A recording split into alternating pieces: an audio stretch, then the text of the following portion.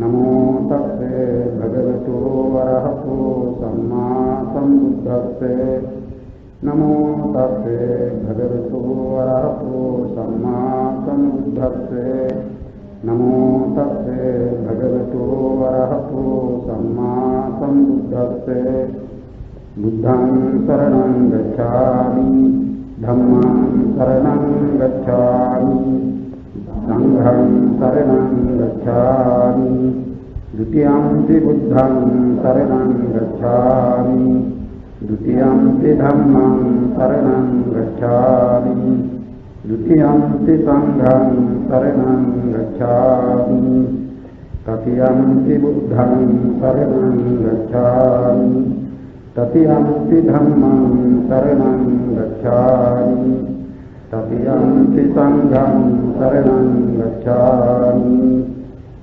पानातिपाता वेरमणि सिक्खापदं समादयामि अतिन्नादाना वेरमणि सिक्खापदं समादयामि कामेषु मिथ्याचारा वेरमणि सिक्खापदं समादयामि मुसावादा वेरमणि सिक्खापदं समादयामि पिसुना वाचा वेरमणि सिक्खापदं समादयामि हरुषा वाचा वेरमणि सिक्खापदं समादयामि संसप्पलासा वेरमणि सिक्खापदं समादयामि मिथ्याजीवा वेरमणि सिक्खापदं समादयामि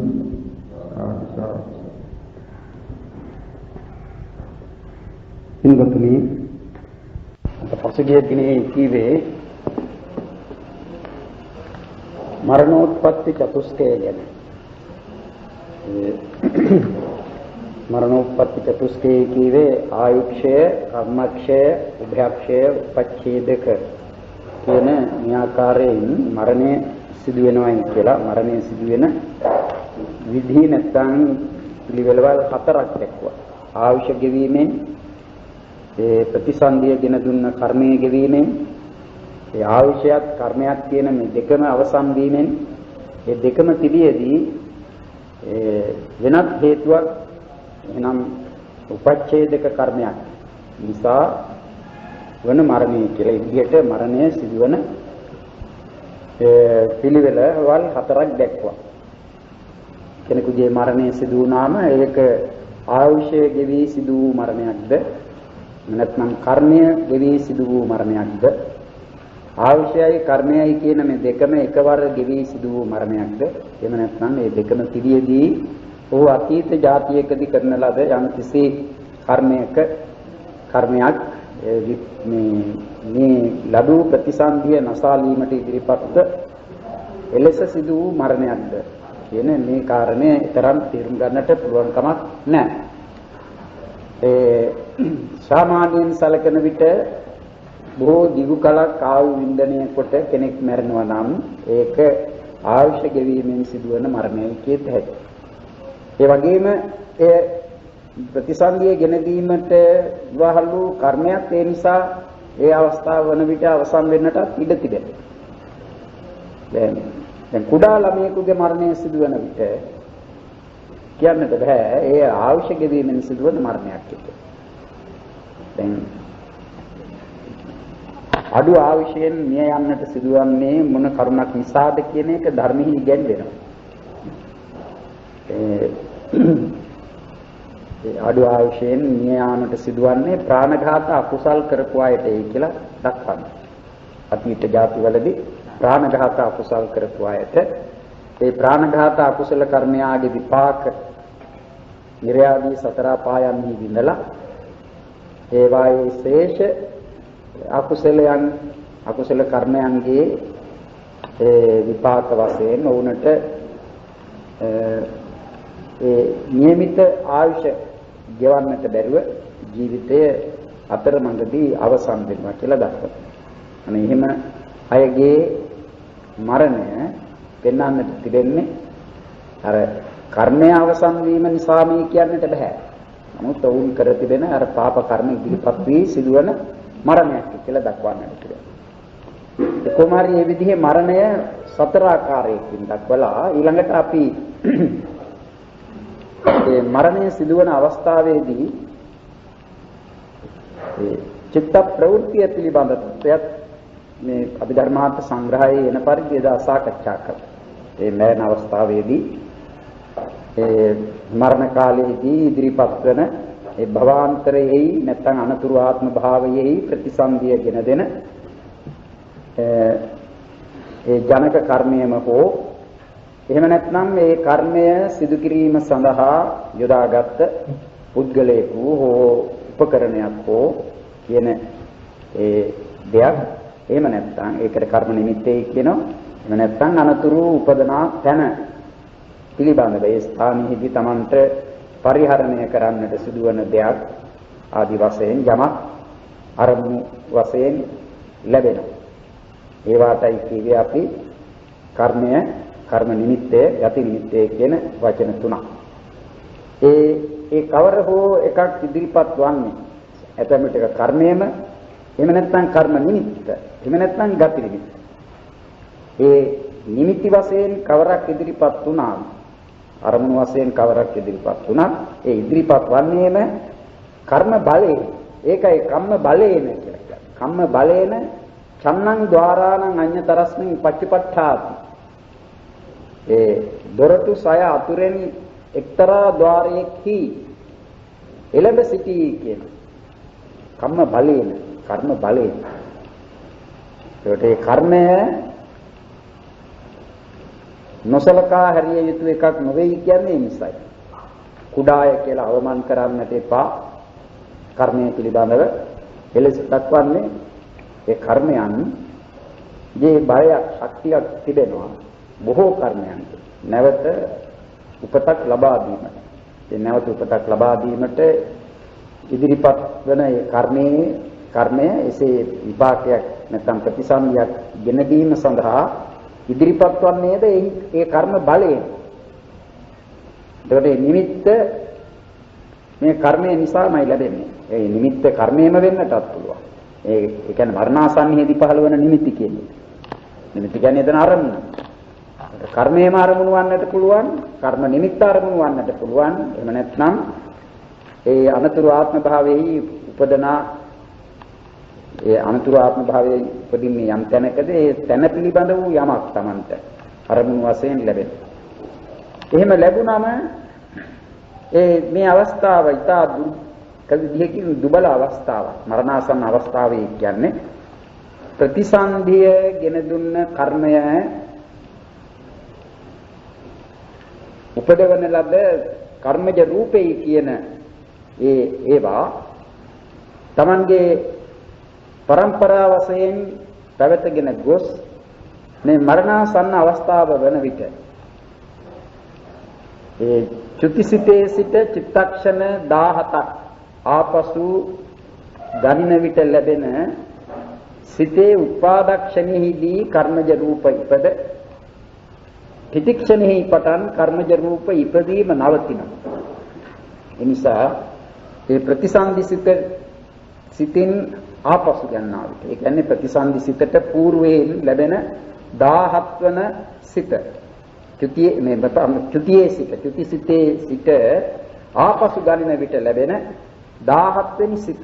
ඒ සිතේ උපාදක්ෂණෙහිදී අර අනිත් සිත්වල උපාදක්ෂණ, තිතික්ෂණ, භංගක්ෂණ කියන හැම ක්ෂණයක් පාසාම කර්මජ රූප ඉපදුනා වගේ ඒ 17ට ගැනෙන ආපසු ගන්නාම 17ට ගැනෙන චුතියේ සිට. ඒ සිතේ උපාදක්ෂණෙහිදී කර්මජ රූප ඉපද තිතික්ෂණෙහි පටන් කර්මජ රූප ඉපදීම නවතිනවා. ඒ උපන් 17 වන චිත්තක්ෂණෙහිදී කියන්නේ ආපසු ගන්නා විට 17ට ගැනුණු සිතේ උපාදක්ෂණෙහිදී හටගත් කර්මජ රූප ඒ කර්මජ රූපයන්ට අයත් ආයු කාලය ක්‍රමයෙන් ගත කරමින් සිටින්නේ. ඒ කර්මජ රූපයන්ට තිබෙන ආයු කාලය චිත්තක්ෂණ 17යි. ඒ චිත්තක්ෂණ 17 පිරෙනවා චුතිසිතේ භංගයෙන්. ඒ චුතිසිතේ භංගයෙන් චිත්තක්ෂණ 17 පිරෙන කර්මජ රූප යම් අවස්ථාවකදී උපදුනා නම් ඒ අවස්ථාවේ සිට ඒ සිතේ උපාදක්ෂණෙහි පටන් උපාදක්ෂණයේදී හටගත්ත කර්මජ රූප ඊට පස්සේ තිතික්ෂණයට ඇවෙන්නේ නේ. තිතික්ෂණෙහි පටන් කර්මජ රූප ඉදීම නවතින. එතකොට හටගත් කර්මජ රූප පවතින්නේ ඊට අයත් ඒවාට අයත් ආයු කාලය ගත කරමින්. එක කුඩාක්ෂණයක් ගත කරනවා උපාදක්ෂණය පසු කළාම. ඊළඟට තිතික්ෂණයේ පසු වුණාම ඊට අයත් ආයු කාලයෙන් කුඩාක්ෂණ දෙකක් ගත වෙනවා. භංගක්ෂණයේ ගත වුණාම ඒ කියන්නේ ඒ සිත නැතුව ගියාම එයින් වෙන්නේ එක ඒ රූපයට අයත් නැත්නම් ඒ රූපයන්ට අයත් කර්මජ රූපයන්ට අයත් චිත්තක්ෂණයක්ම නැතුව ගියා. එතකොට තව ඉදිරියට තිබෙන චිත්තක්ෂණ 16ක්. එයත් ක්‍රමයෙන් ගත වෙනවා. චුතිසිතේ භංගක්ෂණය වෙන විට ඒ කර්මජ රූපයන්ගේ භංගක්ෂණය සම්පූර්ණයි. අන්න ඒ විදිහට මරණාසන්න අවස්ථාවේදී ඒ කර්මජ රූප ඉපදීමක් නැහැ. උපන් කර්මජ රූපයි පැවතගෙන යන්නේ.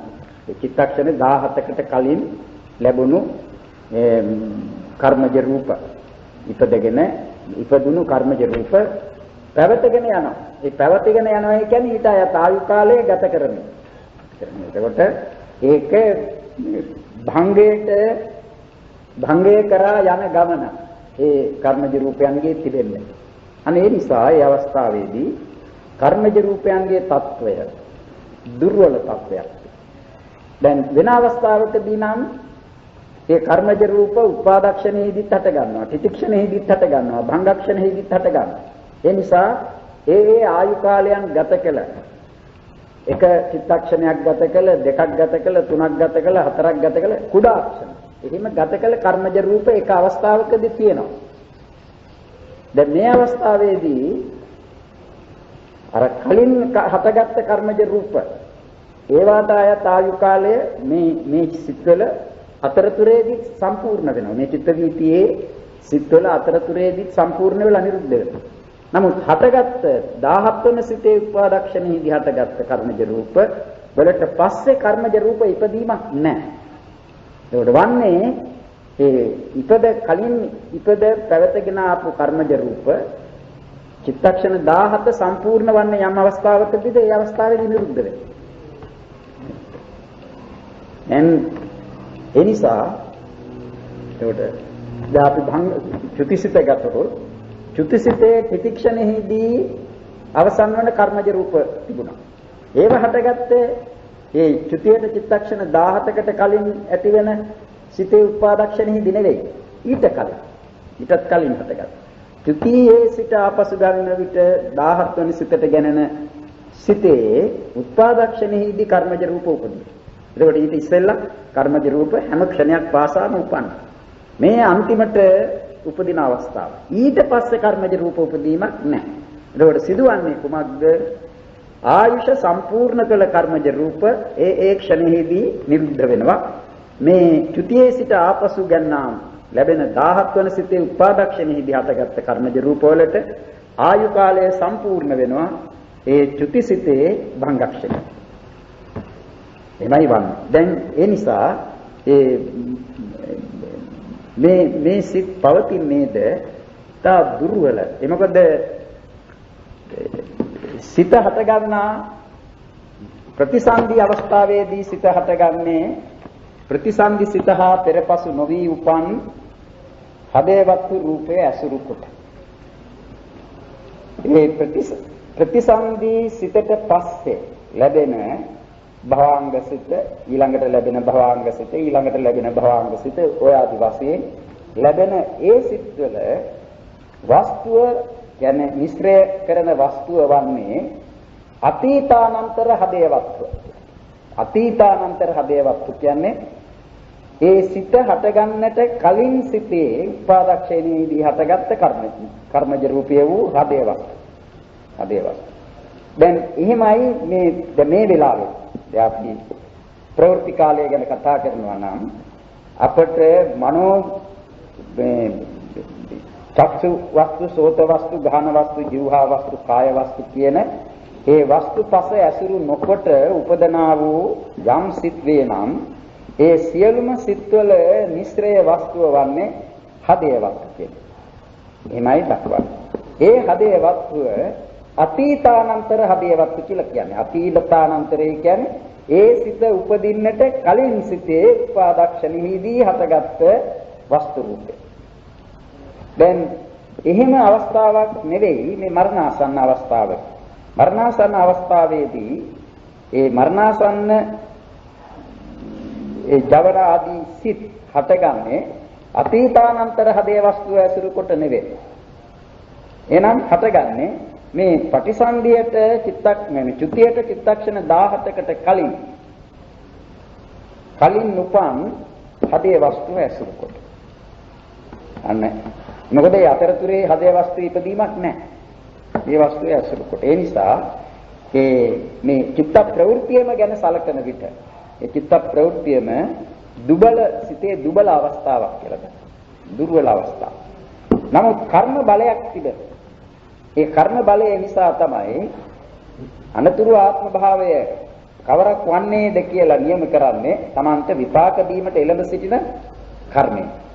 ඒ කර්මය මතු කර දෙන අරමුණු තමයි එක්කෝ ඒ කර්මයම එහෙම නැත්නම් ඒ කර්මය සිදු කිරීමේදී යොදාගත්ත පුද්ගලයෝ කියන ඒ පුද්ගලයෙක් කියන්නේ සත්වයේ එහෙම නැත්නම් වස්තුවක් යම් කිසි උපකරණයක් වශයෙන් ආරම්භ වෙනවා. එක මතක් වෙනවා හිතෙනවා. එහෙම නැත්නම් මරි උපදනේ යම් තැනකද ඒ තැන පිළිබඳ වූ යමක් වේ. ඒ නිසානේ ඒ මව් කුස පිළිසිඳ ගන්න ආයත මව් කුසම පේනවා කියන්නේ. මව් කුස. මේක දක්වනවා නිකන් රෙද්දක් වගේ රතු පාට රෙද්දක් වගේ දක්නට ලැබෙනවා. ඒ ආදි වශයෙන් මේ කියනවා. මව් කුසම අරමුණු වෙනවායි කියලා පෙන්වනවා. ඉතින් කොයි විදිහකින් හරි මේ මරණාසන්න අවස්ථාවේදී එහෙම විපාක දීමට එළඹ සිටි ඒ කර්මය නිසා ඒ අරමුණගෙන ඒ අරමුණෙහි එල්බගෙන පවත්න සිත ගැන කියනවා ඒ අරමුණ ලැබුණා කියන එක දක්වලා ඊළඟට තතෝ පරං ඊට අනුතුරුව තමේව තතෝ පට්ඨිතං ආලම්බනං ආරම්භ විපච්ච මානක කම්මානු රූපං පරිසුද්ධං පක්ඛිලිට්ඨං වා උපපජ්ජිතබ්බ භවානු රූපං තත්තෝනුතංව චිත්තසංතානං අභින්නං පවත්තති බාහුල්‍යේන තමේව වාපන ජනක භූතං කම්මං අභිනව කරන වශයෙන් ద్వාරක් පවත්තං හෝති. මේ කාරණයට මම එදා කිව්වා. එසේ එළඹ සිටියා වූ අරමුණගෙන ඒ අරමුණෙහි එල්බගෙන අරමුණ ගනිමින් ඒ විපාක දෙන්නා වූ කර්මයට අනුරූපව ඒ පිරිසිදු වූ අපිරිසිදු වූ උපපජ්ජිතබ්බ භවානු රූපං ඒ යන උපදින්නට යන්නේ යම් භවයක නම් ඒ භවයට අනුරූප වන පරිදි මේ තනත්තාගේ සිත තත්තෝන තංග චිත්තසංතානං අභින්නම් පවත්තති බාහුල. නිරතුරුම බහුල වශයෙන් ඒ පැත්තට නැඹුරු වෙලා බර වෙලා චිත්තසංතානය පවතී. තමේව වාපන ජනක භූතං කම්මං අභිනව කරන වශයෙන් ద్వාරක් පවත්තං හෝති. ඒ එලෙස ඒ අරමුණ ලැබ ඒ අරමුණ එහි එල්බගෙන සිත මේ අවස්ථාවේදී පවතින්නේ හරියට මේ තමාට විපාක දීමට එළඹ සිටි කර්මය යමක් නම් ඒ කර්මය අලුත් කිරීමක් වශයෙන් අලුත් කිරීම වශයෙන් එය මේ ద్వාරෙහි පවතින්නේ වේ කියලා දක්වනවා. කම්මං අභිනව කරන වශයෙන් ద్వාරක් පවත්වන්න. ඉතින් ඒ අන්තිමට මේ මරණයටම ආසන්න අවස්ථාවේදී පච්චාසන්න මරණස්ස තස්ස වීති චිත්තාවසාද. දැන් ඒ මරණාසන්න අවස්ථාවේදී උපදනා වූ චිත්ත වීතියට කියනවා මරණාසන්න චිත්ත වීතිය කියලා. ඒ මරණාසන්න චිත්ත වීතියෙහි තිබෙනවා මේ පින්නතුන් අප ඉගෙනගෙන තිබෙනවා වීතියක් චිත්ත වීතියක් ආරම්භ වන්නේ ආවර්ජන සිතින් කියලා. ඒ චක්සුද්්වාරාදී පංචද්වාරිකව ලැබෙන මරණාසන්න චිත්ත වීතියක් වෙතොත් උපේක්ෂා සහගත පංචද්වාරා වජ්ජන සිතක්. එහෙම නැත්නම් මනෝද්වාරික මරණාසන්න චිත්ත වීතියක් වෙතොත් උපේක්ෂා සහගත මනෝද්වාරා වජ්ජන සිතේ කියන ඒ සිත පළමුවෙන් හටගන්නේ වීතිය. දැන් ඒ ආවර්ජණයෙන් දැන් චක්සුද්්වාරයක මරණාසන්න චිත්ත වීතියක් වුණොත් දන්නවා චක්සුද්්වාරයට ගත හැක්කේ වර්තමාන රූපාරම්මණය. අතීත රූපාරම්මණයක්වත් අනාගත රූපාරම්මණයක්වත් කියන මේවා චක්සුද්්වාරික චිත්ත වීතියකට අරමුණු වන්නේ නැහැ. චක්සුද්්වාරික චිත්ත වීතියක් කියනකොටම එක හෙලාම නැත්නම් අවධාරණයෙන්ම කියවෙන කරුණක් තමයි එය වර්තමාන රූපාරම්මණය අරමුණු කරමින් ලැබෙන චිත්ත වීතියක් කියන එක. අනේ පංචද්වාරා වජ්ජන සිතින් ඒ රූපාරම්මණයට මේ භවාංග සම්පතිය නවත්වලා සිත් පරපුර යොමු කරනවා හරවන. එතෙන් මේ මරණාසන්න අවස්ථාවේදී ඇතිවන ඒ රූපාරම්මණය තමගේ ඇහැට පේන එකක් නේ චක්සුද්්වාරික මරණාසන්න චිත්ත වීතියක් කියනකොට ඇහැට පෙනෙන රූපාරම්මණයක් ගන්න. ඒකයි චක්සුද්්වාරික. සමහර විටක රූපාරම්මණයක් අරමුණු වන්නට පුළුවන්. ඇසට නොපෙනෙන. එහෙනම් මේක මනෝද්වාරයට වැටෙන එක. ඒ රූපාරම්මණය පිළිබඳව කිය යුතු නෑ. ඒක වර්තමානමයි කියන්නේ. ඒක අතීත රූපයක් වෙන්නට පුළුවන්. අනාගත වර්තමාන රූපයක් වෙන්නට පුළුවන්.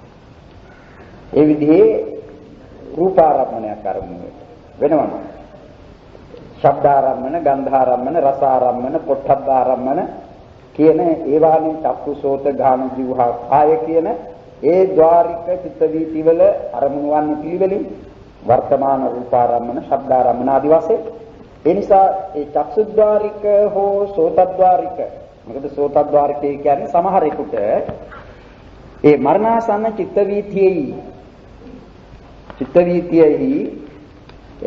වීතියෙන් ගනු ලබන ආරම්මණය කර්ම නිමිත්ත වෙන ශබ්දයේ විය හැකියි.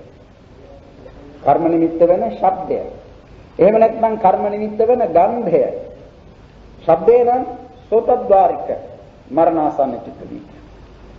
දැන් සමහරෙකුට ඔය මේ පිරිත් කියන එහෙම නැත්නම් සතිපට්ඨාන සූත්‍රයේ සජ්ජායනා කරන එහෙම අවස්ථාවක් තිබෙනවා. මරණාසන්න අවස්ථාවේදී සමහරෙක් ළඟට වෙලා එහෙම කියවන.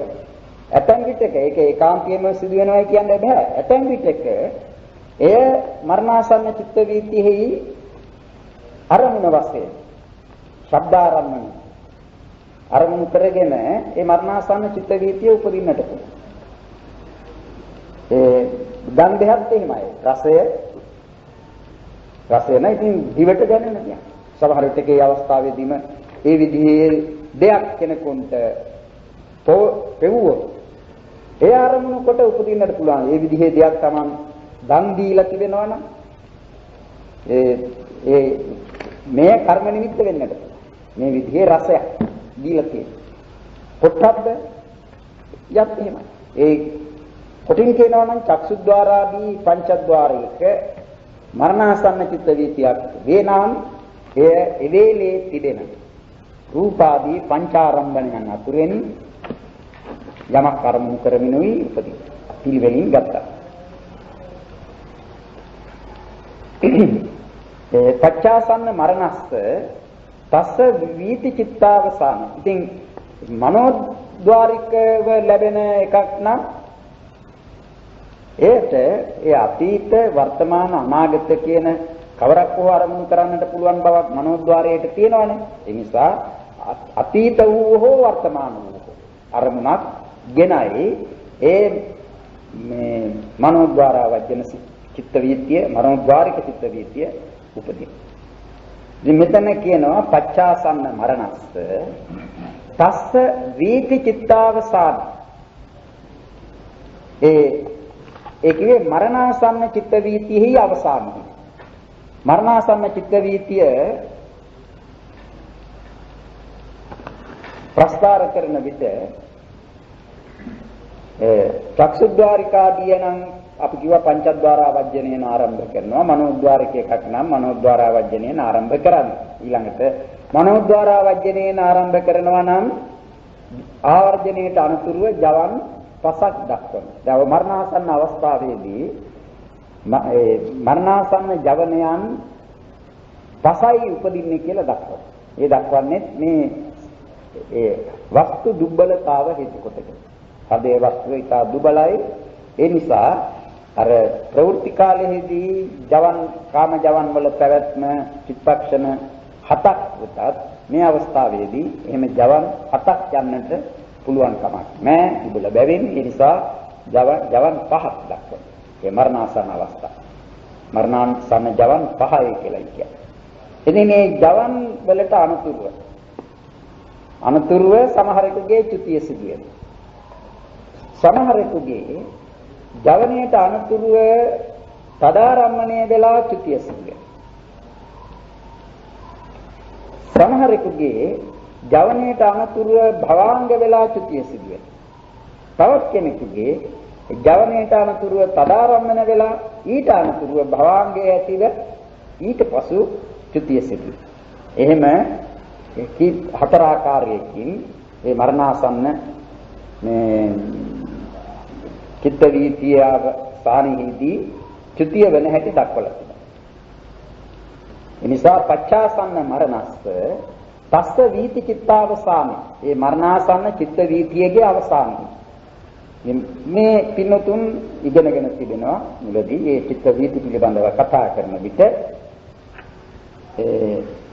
චිත්ත වීතියක අවසානයේ කියනකොට ඒ වීතියක අයත් සිත්වල අන්තිම සිත තමයි ඒකේ අවසාන සිතේ කියලා දක්වන්නේ. වීති සිත්ය වීති මුක්ත සිත්ය කියන මේ ප්‍රභේදය අප ඉගෙනගෙන තිබෙනවා. වීති සිත්යේ කීවේ සිත 80කට බව දන්නවනේ. වීති මුක්ත සිත්යේ කීවේ සිත් 9කට. එනකොට වීති මුක්තව ලැබෙන තවත් සිත් තිබෙනවා.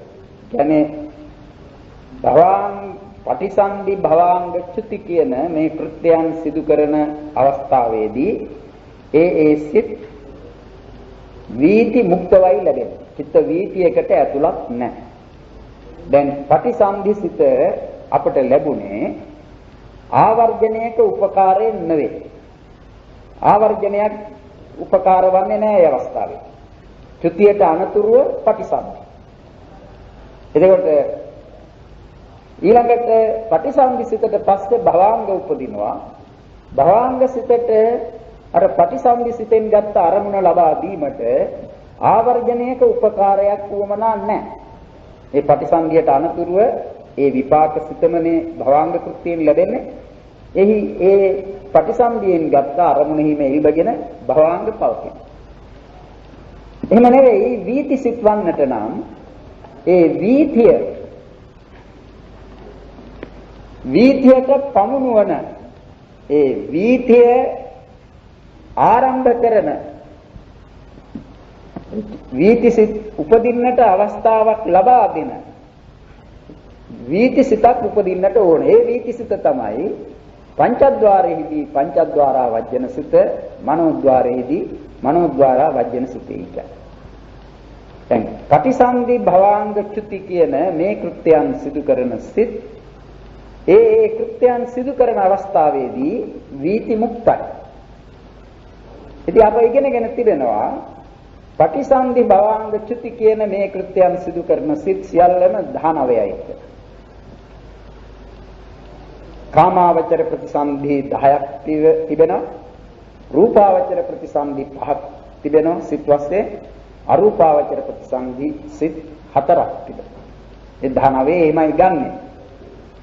අහේතුක ප්‍රතිසන්ධි 2ක් තිබෙනවා. අකුසල විපාක උපේක්ෂා සහගත සම්තීරණය, කුසල විපාක උපේක්ෂා සහගත සම්තීරණය කියලා. ඊළඟට සහේතුක ප්‍රතිසන්ධි 8ක් තිබෙනවා කාමාවචර. 4ක් ත්‍රි හේතුකයි, 4ක් ද්වි හේතුකයි. සෝමනස්ස සහගත ආදි වශයෙන් දැක්වෙන ඥාන සම්ප්‍රයුක්ත විපාක සිත් ඒ ත්‍රි හේතුක ප්‍රතිසන්ධි සිත්. ඥාන විප්‍රයුක්ත විපාක සිත් ද්විහේතුක ප්‍රතිසන්දි ගෙන දෙන සිත්. අනේම ඒ සහේතුක ප්‍රතිසන්දි තිබෙන වලින් හතරක් ත්‍රි හේතුකයි හතරක් ද්වි හේතුකයි. එහෙම කාමාවචර ප්‍රතිසන්දි 10ක් තිබෙනවා. අහේතුක ප්‍රතිසන්දි 2යි, ද්වි හේතුක ප්‍රතිසන්දි 4යි, ත්‍රි හේතුක ප්‍රතිසන්දි 4යි. ඒ 10යි. ඊළඟට රූපාවචර ප්‍රතිසන්දි සිත් 5ක් තිබෙනවා. රූපාවචර විපාක සිත් 5ක්. අරූපාවචර ප්‍රතිසන්දි 4ක් තිබෙනවා. අරූපාවචර විපාක සිත් 4. ඒ සියල්ලම තමයි ඒ ප්‍රතිසන්දි භවාංග චුති කෘත්‍යවත් සිත් 19යි කියන්නේ. 19. ඒ 19ම ඒ කෘත්‍යයන් සිදු කරන අවස්ථාවවලදී වීති මුක්තයි. නමුත් ඒ 19න් 10ක් කියන්නේ අර කාමාවචර ප්‍රතිසන්දි 10. ඒ සිත් 10. ඒ සිත් 10න් අහේතුක ප්‍රතිසන්දි සිත් 2 ඒ පටිසන්ධි භවාංග චුති කියන මේ කෘත්‍ය තුන පමණක් නොවේ කරන්නේ. චිත්ත වීතිවලදී ඒවා සම්තීරණ තදාරම්මන කියන කෘත්‍යයනුත් කරනවා. ඒ සම්තීරණ තදාරම්මන කෘත්‍යයන් සිදු කරන විට ඒවා වීති සිත් වශයෙන් ලැබෙන්නේ. ඒවා වීති මුක්ත වන්නේ පටිසන්ධි භවාංග චුති කියන මේ කෘත්‍යයන් සිදු කරන විට. ඒ නිසා ඒ සිත් දෙක ඒකාන්ත වීති මුක්ත සිත් දෙකක් නෙවෙයි. ඒවා සමහර විටක වීති මුක්ත වෙනවා.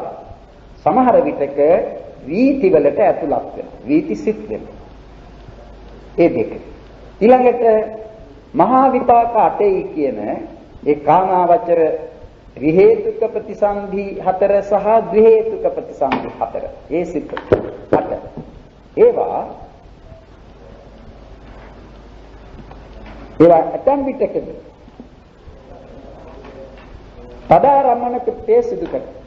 ඇතම් විටකදී කියන්නේ දැන් ඒ තදාරම්මන ජවනියට අනුතුරුව තදාරම්මන වශයෙන් ලැබෙන ඒ තදාරම්මන කෘත්‍ය සිදු කරන සිත් සියල්ලම 11ක් තිබෙනවා.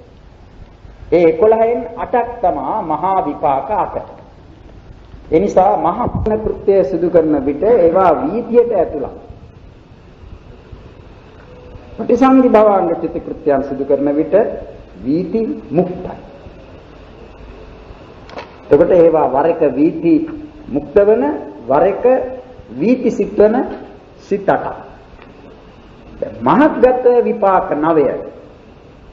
රූපාවචර විපාක සිත් 5ක්, අරූපාවචර විපාක සිත් 4ක් කියන ඒ 9 පටිසන්ධි භවාංග චුති කියන මේ කෘත්‍ය තුන හැර වෙන කෘත්‍ය එකක්වත් සිදු කරන්නේ නැහැ.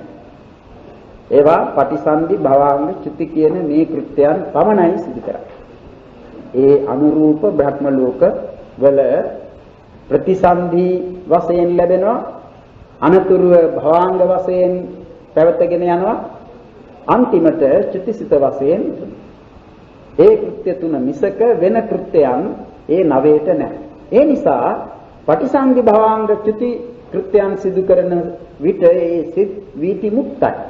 එබැවින් ඒ පටිසන්ධි භවාංග චුති කියන කෘත්‍ය තුන හැර වෙන කෘත්‍යයන් නැති ඒ මහත්ගත විපාක සිත් 9 ඒකාන්ත වීති මුක්ත සිත් 9ක්. ඒකාන්ත වීති මුක්ත සිත් 9. දැන් ඒ මරණාසන්න චිත්ත වීතියේ අවසානයේදී ඒ අවසානයේ පසු ඇතැම් විටක භවාංගයේ යෙදෙනවා. ඒකට භවාංගයේ කියේ වීතියට අයිති එකක් නෙවෙයි. ඒක මතක තබා ගන්නට. භවාංග සිත්යේ කියන ඒවා වීති සිත් වලට අයිති නැහැ. අපි භවාංග සිත් ප්‍රස්තාර කරනවා වීති දක්වන තැනදී. දැන් චිත්ත වීතිය අපි ඔය අතිමහන්තාරම්මන චිත්ත වීතිය, මහන්තාරම්මන චිත්ත වීතිය, පරිත්තාරම්මන චිත්ත වීතිය, අතිපරිත්තාරම්මන චිත්ත වීතිය, විභූත චිත්ත වීතිය, අවිභූත චිත්ත වීතිය කියන මේවා දැක්වීමේදී අර මුලින් කී චිත්ත වීති වල නම් යොදනවාමයි භවාංග. ඒ මොකද අතීත භවංගය කියලා එකක් දක්වනවා. ඒ දක්වන්නේ ඒ අරමුණ ඒ රූපාදී ආරම්මණය ඉපද ගත කළ ආයු කාලය දැක්වීම සඳහා අතීත.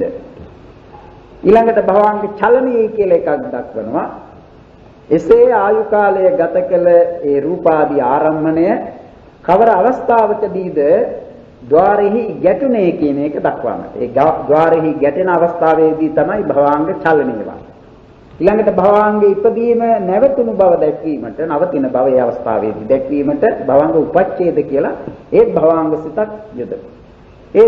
ඒ භවංග සිත එකක්වත් වීතියට අයිති නැහැ. වීතිය ප්‍රස්ථාර කරන විට දක්වනවා. ඒ චිත්ත ඒ වීතිය ප්‍රස්ථාර කරන විට ඒවා දක්වන්නේ දැන් රූපාරම්මණයක්, ශබ්දාරම්මණයක් ආදියක් නම් ඒ ආරම්මණය හතගෙන කොයිතරම් කාලයක් ගත කරලා ద్వාරෙහි ගැටුණද කියා දක්වන්නට අතීත භවංග යොදනවා. අතීත භවංග චලනය යොදන්නේ ගැටුණු අවස්ථාවම දක්වන්න. එතකොට ඉක්මවපු ආයු කාලයක් ගැටුණු අවස්ථාවක්. ඊළඟට භවංග උපච්ඡේදයෙන් පෙන්වන්නේ ඒ ගැටීුණාට පස්සේ භවංගය නැවතුණා. ඒ නැවතුණු අවස්ථාව. ඊළඟට පටන් ගන්නෙ වීතිය. වීතිය පටන් ගන්නෙ එදින් චක්සුද්්වාරාදී ద్వාරයක නම් පංචද්වාරා වජ්ජන සිතින්. මනෝද්්වාරයෙහි නම් මනෝද්්වාරා වජ්ජන සිතින් පටන්. එතෙන් සිට ඒ වීති සිත් උපදින්නේ. දැන් මේ වීති සිත් තමයි චක්සුද්්වාරික චිත්ත වීතියෙහිදී අපි කියනවා පංචද්වාරා වජ්ජන චක්ඛු විඥාන සම්පටිච්ඡන සම්පීරණ වොත්තපන ජවන තදාරම්මන. මනෝද්වාරික චිත්ත වීතියකදී මනෝද්වාරා වජ්ජන ජවන තදාරම්මන යෙදෙනවා නම් තදාරම්මන එහෙම දක්වනවා. දැන් මේ මරණාසන්න චිත්ත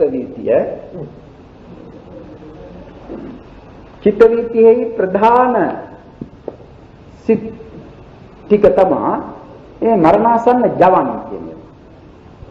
මරණාසන්න ජවන්. අනේ ඒ මරණාසන්න ජවණයෙන් ගත්ත අරමුණ තමයි ප්‍රතිසන්දිසිතේ අරමුණ වන්නේ. දැන් බොහෝ දෙනෙක් කියනවා චුතිසිතෙන් ගත් අරමුණ අනුයි ප්‍රතිසන්දිය කියලා. ඔය බණ කියන විටත් බොහෝ විට කියන වචනය ඒකයි. චුතියෙන් ගත්ත අරමුණට අනුව ප්‍රතිසන්දියයි කියන්නේ. නෑ චුතිසිතෙන් ගත්ත අරමුණයි කියන්නේ අලුත් අරමුණක් නෙවෙයි. චුතිසිතෙන් ගන්නේ මේ භවයේ ප්‍රතිසන්දි සිතින් ගත් අරමුණමයි. ඒකට මේ භවයේ මුල් සිතේ අරමුණම තමයි මේ භවයේ අවසාන සිතේ අරමුණ වන්නේ. ඒ අරමුණ වෙනස් වෙන්නේ නැහැ. එකම අරමුණ. ඒ භවය පවතින කාලයේදී භවංග වශයෙන් ඇතිවුණු සිතේ අරමුණ වන්නේ එයමයි. එතකොට පටිසන්ධි භවංග චුති කියන මේ කෘත්‍ය තුනක් සිදු කරමින් ඇතිවන්නා වූ සිත ධර්මයක් වශයෙන් දක්වනවා නම් එකම සිතයි. එකම සිතයි කියන්නේ එක භවයක ප්‍රතිසන්ධිය වූ සිත. ඒ ප්‍රතිසන්ධිය වූ සිත ප්‍රතිසන්දික්ෂණයට අනුතුරුව ප්‍රතිසන්දි චිත්තක්ෂරයට අනුතුරුව භවාංග නාමයෙන්ුත් ඊළඟට අන්තිමට ලැබෙන ඒකට භවාංගය කියලා ඒ අවස්ථාවේදී කියන්නේ නැති වුණත් මේ භවාංග සිතම තමයි ඒක චුති කියලා ඒකට නමක් දීලා තිබෙන්නේ. මේ භවයෙන් ගිලිහිම් වශයෙන් උපදනා සිත. ඒ නිසා ඒකට චුති කියන්නේ. චවණය, පහවීම, ඉවත් වෙන්වීම දැක්වීම. ඒ අන්තිම සිත. එතකොට මුල් සිතයි අන්තිම සිතයි කියන එක ඒ අතරතුරේදී වෙන සිත් උපදින්නේ නැති අවස්ථාවලදී භවාංග වශයෙන් නැතිවන්නේ එකම සිත. දැන් ඒ නිසා අපි මේ නිදර්ශනයක් වශයෙන් ගැන කතා කරනවා නම් යම් කෙනෙකුගේ ප්‍රතිසන්දි සිත වූයේ සෝමනස්ස සහගත ඥාන සංප්‍රයුක්ත අසංඛාරික විපාක සිත නම් ඒතනත්තාගේ ජීවත් වන කාලය තුලදී භවාංග සිත වශයෙන් ලැබෙන්නේ ඒ සෝමනස්ස සහගත ඥාන සංප්‍රයුක්ත අසංඛාරික විපාකසිත. ඒතනත්තා ඒ භවයෙන් චුත වන විට චුතිසිත වශයෙන් ලැබෙන්නේ ඒ සෝමනස්ස සහගත ඥාන සංප්‍රයුක්ත අසංඛාරික විපාකසිත. අන්න එහෙම එක භවයක පටිසන්ධි භවාංග චුති කියන මේ කෘත්‍ය තුන සිදු කරන්නේ එක සිතක්. ඒ ಜಾති වශයෙන් ගත්තම එකම විපාකසිත අවස්ථා තුනකදී මේ කෘත්‍ය තුන සිදු කරන්නේ. ප්‍රතිසංගය කියන්නේ එක අවස්ථාවක්. චුතිය කියන්නේ එක අවස්ථාවක්. ඒ දෙක අතරතුරේ වෙනසිට නූපදනා කාලෙහිදී භවාංග වශයෙන් පැවැත්මත් සිතේ එක අවස්ථාවක්. මේ අවස්ථා තුනකදී කෘත්‍ය තුනක් සිදු කරනවා. ආරම්භණය වෙනස් වෙන්නේ නැහැ. පටිසන්ධි සිතෙන් ගත්ත අරමුණ කර්මය නම් භවාංග සිතේ අරමුණ ඒ කර්මයමයි. චුති සිතේ අරමුණ ඒ කර්මයමයි. නමුත් චුතියට පළමුව උපදනාව මේ විපාක දීමට එළඹ සිටි කර්මය නිසා ලැබුණු යම් අරමුණක් වේ නම් ඒ අරමුණෙහි එල්බගෙන හටගන්නා වූ යවණය මේ ප්‍රතිසන්දි සිතෙන් ගත්ත අරමුණ භවාංග සිතෙන් ගත්ත අරමුණ ගන්නා එකක් නෙවෙයි. එය විපාක දීමට එළඹුණේ යම් කර්මයක් නම් ඒ කර්මයෙන් මතු කර දුන් කර්මයම හෝ කර්ම නිමිත්ත හෝ ගති නිමිත්ත. ඒවයි අරමුණ කරා. ඒ අරමුණ කොටයි මරණාසන්න ජවණය තුලා. ඊළඟට ජවණයට අනුතුරුවම චුතිය වෙනවයි කියලා ගත්තොත් අපි ජවණයට අනුතුරුව චුති. ඒතකොට ජවණයේ අරමුණ අප ඒ කතාවට ගත්තොත් මේ මරණයට පත්වන තැනැත්තාට විපාක දීමට එළඹ සිටියා ඔහු කරන ලද දානමය පුණ්‍ය කර්මයක්. අපි එහෙම කියමු. දානමය පුණ්‍ය කර්මයක් ඒ කුසලයක් ඔහුට විපාක දීම වශයෙන් එළඹ සිටියයි කියන්නේ. ඒක මනෝද්වාරයට ඒ කර්මයේම මතක් වෙන්නට පුළුවන්. Taman මෙහෙම දුන්න දානය කියන්නේ මතක් වෙන්නට පුළුවන්. දානයක් දුන්නා. ඒ මරණාසන්න ජවනයන්ගේ අරමුණ වෙනවා ඒක. ඒ කර්මය අරමුණ වෙනවා. එහෙම නැත්නම් සමහර කෙනෙකුට Taman නිතර ඇසුරු කළ ඒ පූජ්‍ය පක්ෂයේ කෙනෙක්ව සිහි වෙනවා මතක් වෙනවා. සමහර විටක ඒ නම් වශයෙන් කියන්නට පුළුවන්. කලිනුත් මතක් වෙන්නට පුළුවන්. අහම්දුරන්ට මාව හම්බ වෙන්න බලන් දෙන්නේ කියන්න හරි නැත්නම් මං දකින්න කැමතියි කියලා එහෙම දෙයක් කියන්නට ඉඩ තිබෙනවා. ඇතැම් විටක ඒකම ඒ අරමුණම මරණාසන්න ජවනයන්ගේ අරමුණ වෙන්නට පුළුවන්. එතකොට එය කර්ම නිමිත්ත වශයෙන් ලැබෙනවා. අහම්දුරන්ට දන් දීලා තිබෙනවා. ඒ කර්ම නිමිත්ත. එහෙම නැත්නම් මෙරි උපදින්නේ Taman දෙව්ලොව නම් ඒ දෙව්ලොව පිළිබඳ වූ යමක් Tamanට මේ අවස්ථාවේදී ආරම්භ වෙන්නට පුළුවන්. මා පසුගිය දිනේ කියවන සමහරකුන්ට ඇහැට පෙනෙනවාමයි කියලා. සමහර විට ඇහැට පෙනෙන්නාක් මෙන් සිතට පෙනෙන්නට පුළුවන්. ඒ ආරම්භන.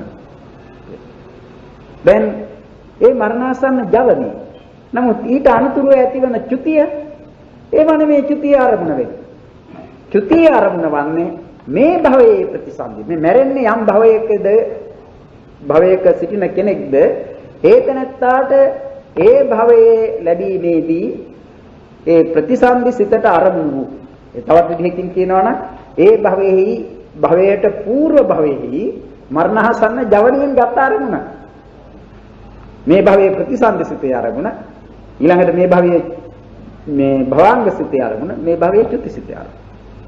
එතකොට මේ භවයේ මරණාසන්න ජවණයෙන් ගත් අරමුණ තමා ඊළඟ භවයේ චුතියට අනතුරුව ලැබෙන භවයේ ප්‍රතිසන්දිසිතේ අරමුණ වන්නේ. එහෙම නැත්නම් චුතියෙන් ගනු ලබන අරමුණෙහිම එල්බගෙන ඒ ප්‍රතිසන්දිය සිදු වෙනවා නම් ඉතින් අපේ චුතිය වන්නේ කුසල විපාක සිතක් චුතිය වන්නේ. කියන්නේ ප්‍රතිසන්දි භවාංග වශයෙන් පැවති ඒ සිතයි චුතිය වන්නේ. එතකොට අපේ ප්‍රතිසන්දිය නරක ප්‍රතිසන්දියක් නෙවෙයි. අපි සුගතිෙහි උපන්නේ මිනිසත් බවක් ලැබියේ.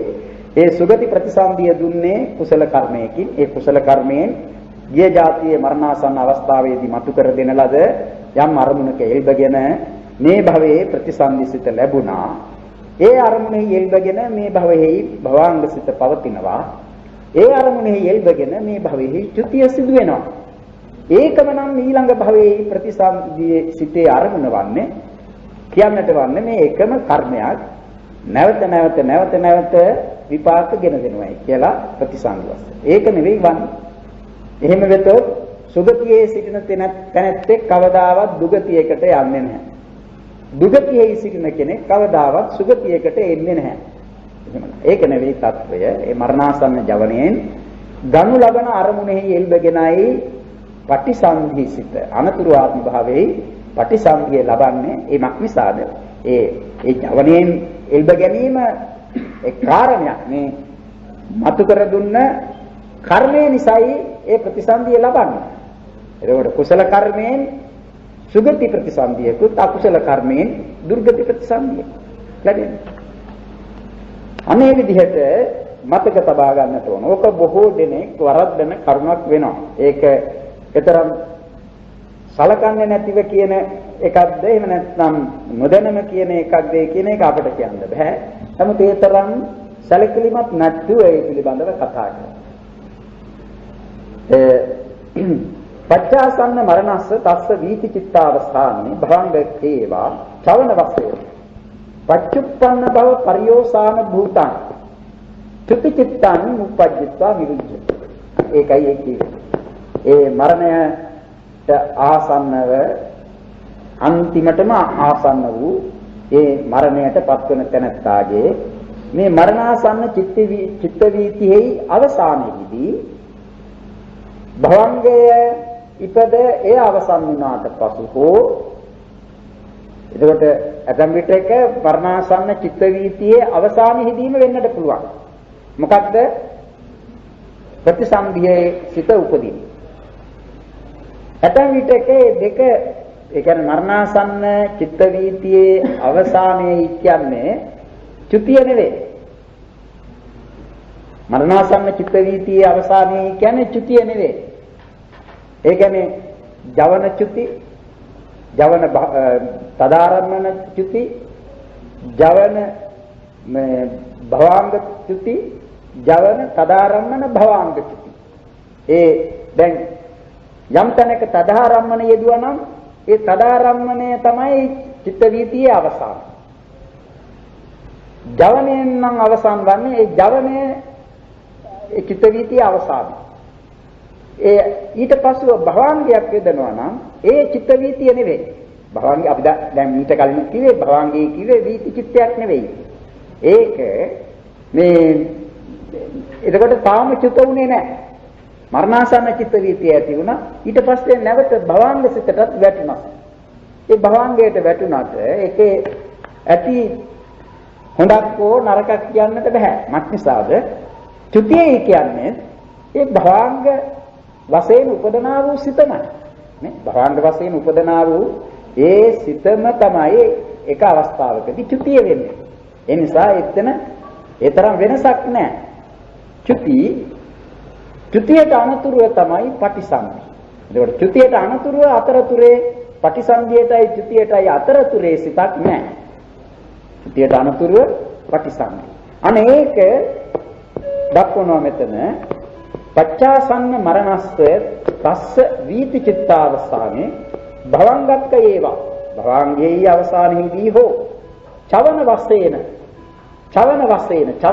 කියන්නේ චුත වීම වශයෙන් කියන්නේ මෙහින් ගිලිහීම් වශයෙන් චවන වශයෙන් පච්චුප්පන්න භව පරියෝසාන භූතං පච්චුප්පන්න භව පරියෝසාන භූතං කීවේ මේ වර්තමාන භවය අවසන භවයේ අවසානීය වන්නා වූ මේ වර්තමාන භවයේ අවසානීය වන්නා වූ පච්චුප්පන්න භව පරියෝසාන භූතං චුති චිත්තං.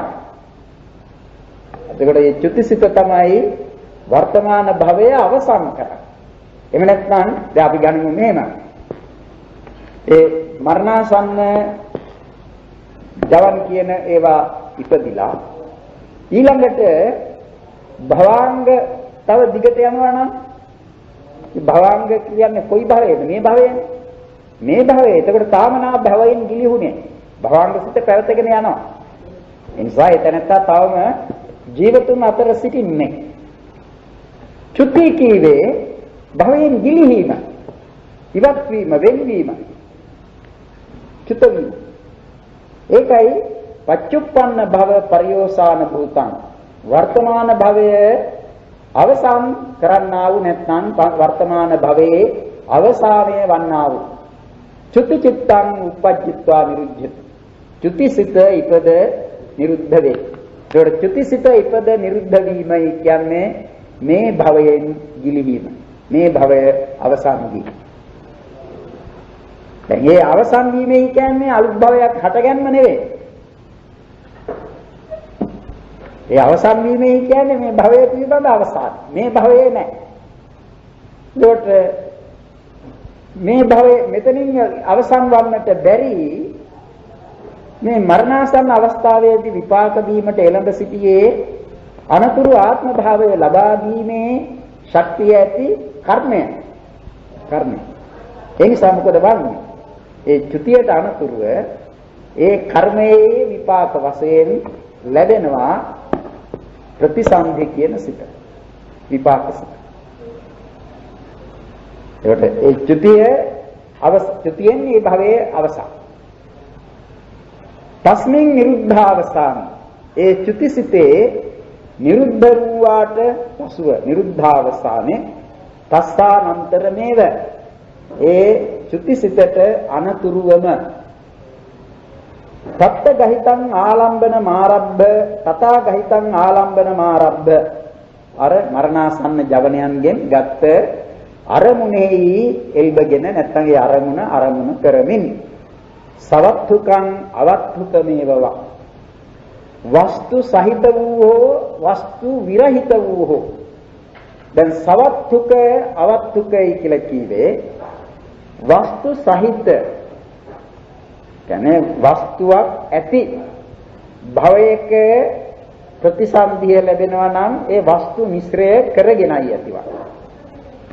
වස්තු නැති භවයක ප්‍රතිසන්දියක් නම් වස්තු මිශ්‍රය කර නොගෙන දැන් වස්තු ඇති භව තමා මේ කාම භවය, රූප භවයෙන් අසඤ්ඤ සත්වයේ හැර ඉතිරි රූප භවයක්. ඒවා වස්තු ඇති වස්තුයි කීවේ සිත ඇතිවීමට සුදුසු තැන් තිබෙන. දැන් ඒ ප්‍රධාන එක තමයි හදේ වස්තු කියලා ධර්මයේ උගන්වන්නේ. අන්න ඒ නිසා කියන්නේ සවත්තුකං අවත්තුත මේවවා. එතකොට වස්තු සහිත භවයක නම් වස්තු මිශ්‍රය කරගෙනයි ඒ ප්‍රතිසන්දිසිත අටගන්නේ. එතනත් උපදින්නේ අරූප භවයේ නම් අරූප ධානයක් උපදවාගෙන ඒ නොපිරිහි කාලක්‍රියා කරන්නේ. උපදින අරූප භවයේ ප්‍රතිසන්දිය අරූප භවයේ. එතකොට ඒ අරූපාවචර විපාකසිත ලැබෙන්නේ වස්තු මිශ්‍රයක් නැතිව. ඒක තමයි අවත්තුක කියලා කියන්නේ. සවත්තුකං අවත්තුකමේවවා යතරහං සුදුසු පරිදි. ඒ සුදුසු පරිදි වෙන්නේ Taman වස්තු සහිත භවයක ප්‍රතිසන්දියක්ද වස්තු රහිත භවයක ප්‍රතිසන්දියක්ද කියන මෙයට ගැලපෙන පරිදි සුදුසු පරිදි. අවිජ්ජානුසේ පරිච්ඡිත්තේන තණ්හානුසේ මූලකේන සංඛාරේන ජනීයමාන සම්පයුත්තේහි පරිග්ගය්‍යමාන සහජාතාන මදිඨාන භාවේන පුබ්බංගම භූතං ප්‍රතිසන්දි සංඛාතං මානසං ප්‍රතිසන්දි සංඛාතං මානසං උපපජ්ජමානමේව පතිඨාති භවන්තරේ. ඒ තමා මේ ප්‍රතිසන්දිය සිදුවන ආකාරය දක්වා ඒ කියනවා ඒ චුතිසිත අවසන් වූ කල්හි චුතිසිත ඇතිව නැති වුණාට පසු එයට අනතුරුවම කියන්නේ වෙන සිතක් උපදින්නට කාලයක් නොලැබෙන පරිදි කියන එක. ඊළඟටම ඒ මරණාසන්න චිත්ත වීතියෙන් ගනු ලැබූ අරමුණෙහි ඔල්බගෙන සවස්තුකව හෝ අවත්තුකව හෝ සුදුසු පරිදි දැන් මේ ප්‍රතිසන්දියක් ලබන්නෝ ඒ ලබන්නේ මොන කරුණු නිසාද කියන බව දැක්වීමටයි මේ යොදන්නේ මේවා අවිජ්ජානුසය පරික්ඛිත්තේන තණ්හානුසය මූලකේන සංඛාරේන ජනීයමාන සම්පයුත්තේහි පරිග්ගහ්‍යමාන සහජාතාන මදිඨාන භාවේන පුබ්බංගම භූතං පටිසන්ධි සංඛාතං පටිසන්ධාන වශයෙන් භවන්තරේ පටිසන්ධාන වශයෙන් පටිසන්ධි සංඛාතං මානසං උපපජ්ජමානමේව පටිච්චාපි භවන්තර. එතන කියනවා අවිජ්ජානුසය පරික්ඛිත්තේන.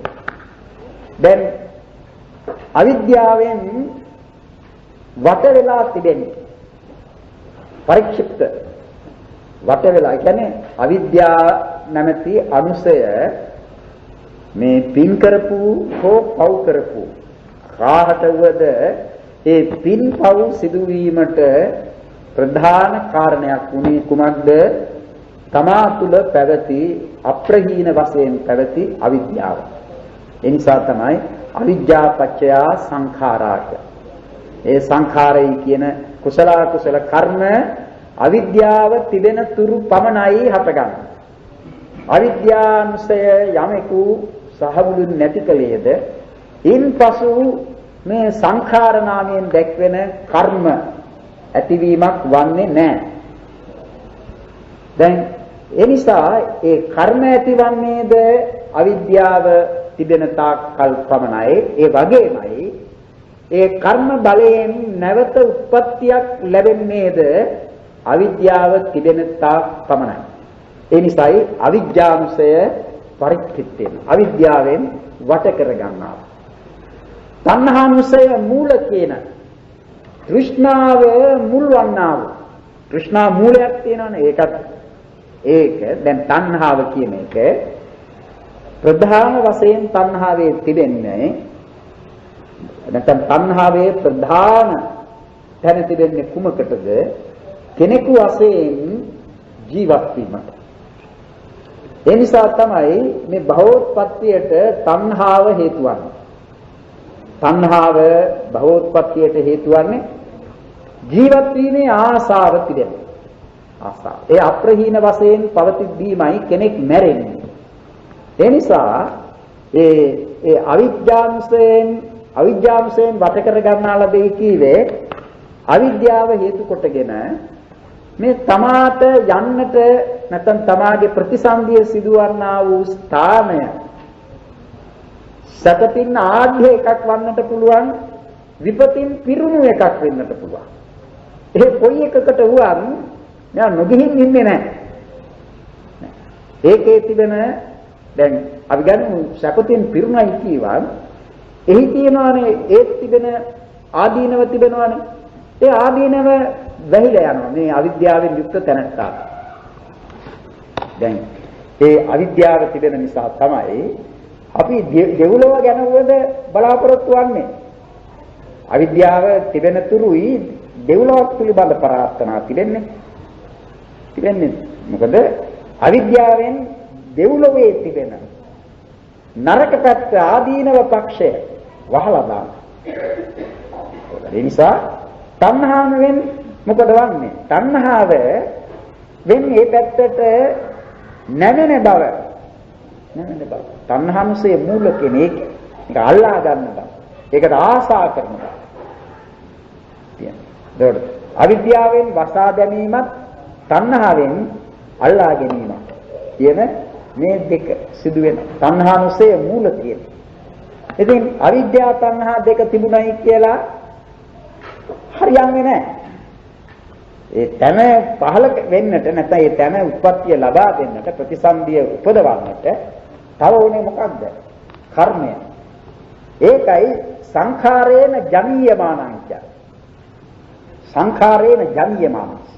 ඒ කුසල කුසල සංස්කාරයන්ගෙන්. ඉතින් ඒ කුසල කුසල සංස්කාර දෙකම එක කෙනෙකුගේ ප්‍රතිසන්දිය ලබා දීමට ඉදිරිපත් වන්නේ නැහැ. එක්කෝ කුසලයේ නැත්නම් අකුසලයේ. සංඛාරේන ජනීයමාන. සංස්කාරයෙන් කුසල කුසල කර්මයෙන් උපදවන්නා වූ ජනීයමාන සම්පයුත්තේහි පරිග්ගහ්‍යමාන. එතකොට මේ උපදවන්නේ යමක් උපදවන සංස්කාර විත. සංස්කාරයන්ගෙන් මොකද්ද උපදවන්නේ? කර්මයන්ගෙන් මොකද්ද උපදවන්නේ? විපාකය. විපාක. ඒකයි සංඛාරේන ජනීයමාන. සම්පයුත්තේහි පරිග්ගහ්‍යමාන. ඒ සංස්කාරයන්ගෙන් කර්මයෙන් උපදවන්නා වූ ඒ විපාකය කියන්නේ විපාක සිත.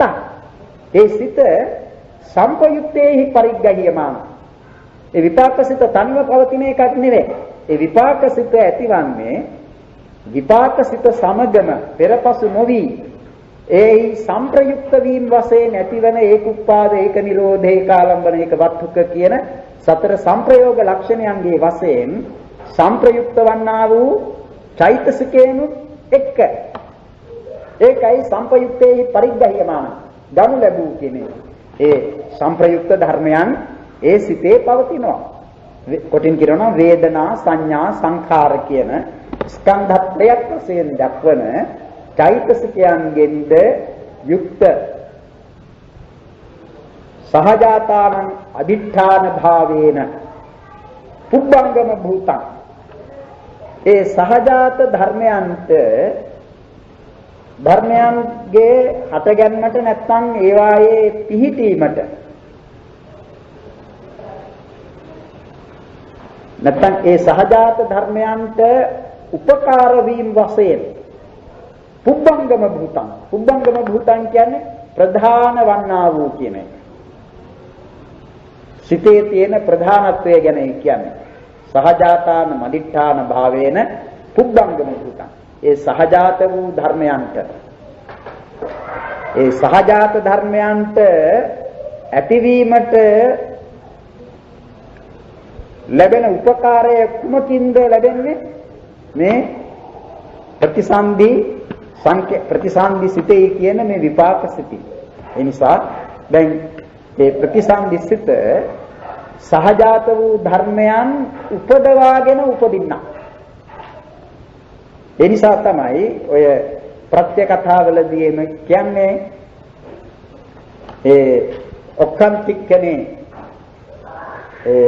නාම රූපං ආදි වශයෙන් දැන් ප්‍රතිසන්දිසිත දැන් ප්‍රතිසන්දි කර්මජ රූප කියලා කොටසක් තියෙනවා.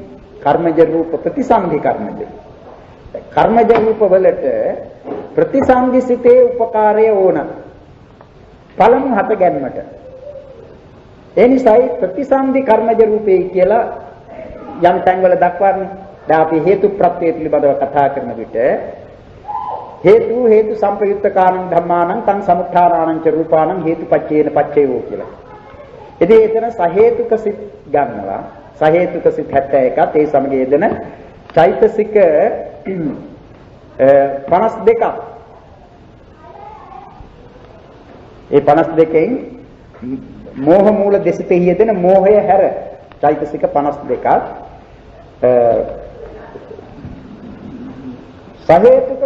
සහේතුක ප්‍රතිසන්දි කර්මජ රූප සහේතුක චිත්තජ රූප එහි ප්‍රත්‍යෝත්පන්න හැටියට ගන්න. දැන් මට ඕන කලේ පෙන්වන්නට සහේතුක කර්මජ රූපේ කියන එක. ඒ සහේතුක කර්මජ රූපේ කිව්වේ